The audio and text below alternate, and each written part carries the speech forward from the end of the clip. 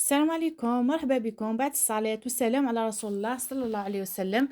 نبداو الوصفة تاعنا لنهار اليوم جبت لكم وصفة اللي راهي ترند واللي راهي دايرة حالة في مواقع التواصل الاجتماعي، اللي هي التيراميسو. شوفوا، آه تقدروا تحضروها بعدة طرق، يعني عندها بزاف، هي وصفة واحدة بصح طريقة التقديم تاعها تختلف. هذه هي الطريقة اللي راهي بزاف ترند، حبيت نشاركها معكم اليوم في هذا الفيديو. نبداو نروح نحضروا في الاول كريمه الليمون. نديروا 3 حبات بيض، نزيدوا لهم 150 غرام عصير الليمون، ونزيد لهم 150 غرام سكر، ونحطوهم هكا نخلطوهم بارد في بارد، ومن بعد نحطوهم فوق النار وعلى نار تكون شويه متوسطه، ونبقاو نخلطوا فيهم حتى تحسوهم ثقالوا كيما هكا. كي يثقالوا روحوا نزيدوا عليهم 100 غرام زبده. ماذا بكم تخيروا الزبده اللي تكون بنينه. تقدروا ديروا المارغرين، تخلوها هكا شويه حتى تذوب، مع تخلطوها مليح حتى تحسوا هذيك الزبده تاعكم كامل ذابت. هنا نخلو الزبده تاعنا تذوب شويه، ومن بعد نبداو نخلطوا فيها بالفوي. قلت لكم 100 غرام تاع زبده، نخلطوها هكا بالفوي مليح، ما نخلوهاش هكا بزاف ونروحوا باش ما تديرناش هذيك القشره الفوقانيه.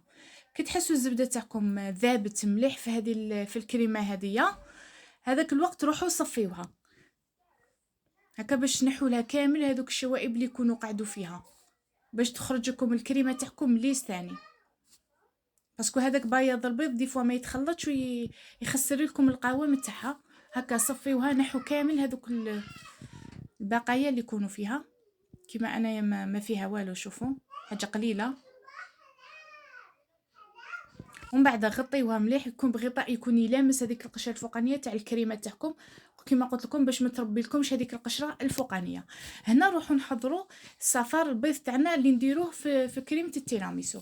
عندنا هنا نديروا 3 صفار بيض، ونديروا 100 غرام سكر عادي، ونديروا مغرفه صغيره تاع اكستري فاني، ولا عندكم الاكستري فاني ليكيد ديروا ليكيد هي احسن.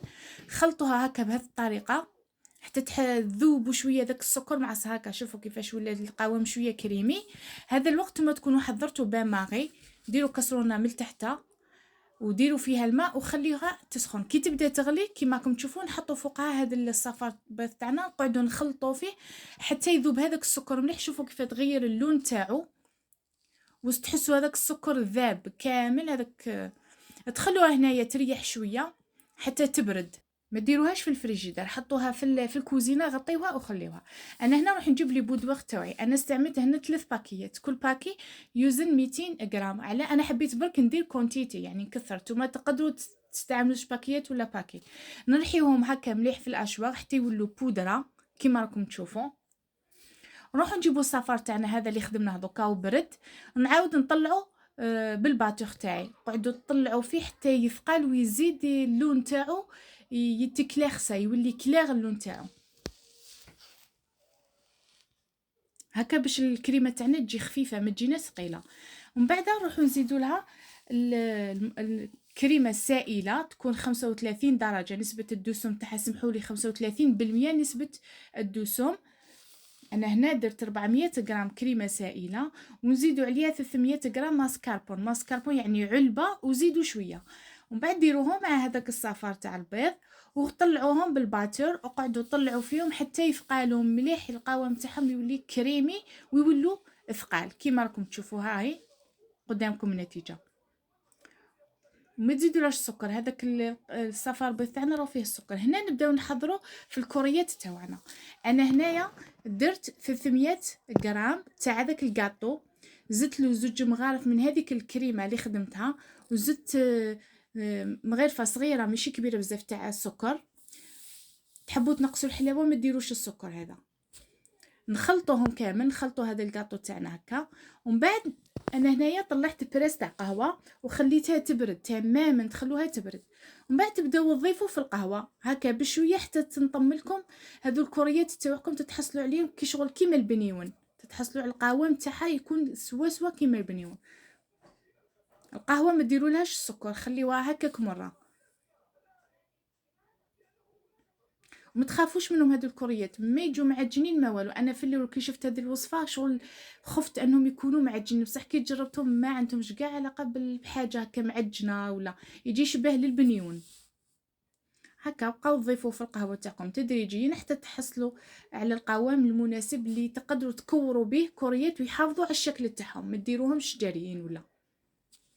انا هنا في الاول درت غير 200 غرام، ومن بعد كي زدت هذه الكميه تاع الكاطو. كون نقول لكم حاجه على اللي راهي ترند هذه الوصفه، هذا الكاطو ما جيت نلقاه يتسمى كي زدت شريت باكي على هذيك زدت ضاعفت الكميه هنا، خاطش حنا في الدار نحبوا بزاف تاع القهوه. شوفوا هنا شكلتهم كوريات ووزنتهم 25 غرام. دوكا نحضروا تيراميسو تاع الليمون. هذه فاني وصفه اصليه، يعني وصفه ايطاليه اصليه. نجيب الكاطو تاعي لهنا، انا هنا درت 150 غرام تاع الكاطو هذا بودواغ، ودرت له مغرفه كبيره تاع الماسكاربون، وبديت نلم فيه بهذه كريمه الليمون. هذا فاني يجي بزاف بنين، سورتو الناس اللي يحبوا القارص. تبداو تضيفوا هكا تدريجيا لموا غير بالعقل حتى تحصلوا على القوام المناسب. كما قلت لكم تكونوا كوريات يكونوا متماسكين شادين وحدهم كيما البنيون. دائما كي تخدموا الحاجه خدموها تدريجيا. وزنته 25 غرام. دركا نروحوا نحضروا الذوق الثالث اللي هو الرافاييلو. هذا هو الذوق اللي راهو بزاف ترند. ندير انا 150 غرام تاع غاتو لي بودواغ تاوعي، ودرت 2 مغارف كبار نوات كوكو، و2 مغارف كبار لوز مرحي، هذاك اللي نخدموا به الكفته، نخدموا به الفاكهه. ودرت مغرفه كبيره تاع الماسكاربون، وزدت عليها مغرفه كبيره حليب مركز، حليب محلى مركز. ونبدا نطم في الخليط تاعنا. واذا ما كل خطره زيدوا الحليب المركز ولا زيدوا مغرفه ماسكاربون، يعني زيدوا خطره بخطره، مره زيدوا الماسكاربون ومره زيدوا حليب المركز حتى تحصلوا على هذا القوام. انا في الاول درت لها حبه لوز بتدي الشكل تاع هذاك الرافاييلو، وكوروهم كما راكم تشوفوا. وزنتهم 25 غرام. هنا هادو الكوريات تاع رافاييلو انايا كلاسيتهم بالشوكولا بلون، بصح شوكولا بلون هذه سيو تكثروا لها شويه الزيت، ديروا لها 4 مغارف زيت باش تجي خفيفه ما تشدش بزاف الشوكولا، ما تجيكوش حلوه بزاف. ومن بعد قطروها هكا مليح نشفوها ودرمدوها في النوات كوكو، بهذه الطريقه وحطوها تنشف. ومن بعد نروحوا تاع القارص فاني درت لهم شوكولا صفراء، شوكولا هذيك تاع الليمون نفس الطريقه. زدت لها شويه زيت هكا كما قلت لكم باش تجي شويه خفيفه، ودرت لها كلاصيتها من الفوق بالشوكولا هذيا. وهاي النتيجه النهائيه. شوفوا كيفاش تجي تيراميسو تاعنا، يجي بزاف بنين ويجي بعده اذواق، كل واحد ياكل الذوق اللي يعجبه. نتمنى ان شاء الله تكون عجبتكم الوصفه. ما تنساش ديروا ابوني وفعلوا الجرس باش يلحقكم دائما جديد. بقاو على خير في فيديو اخر، والسلام. السلام عليكم.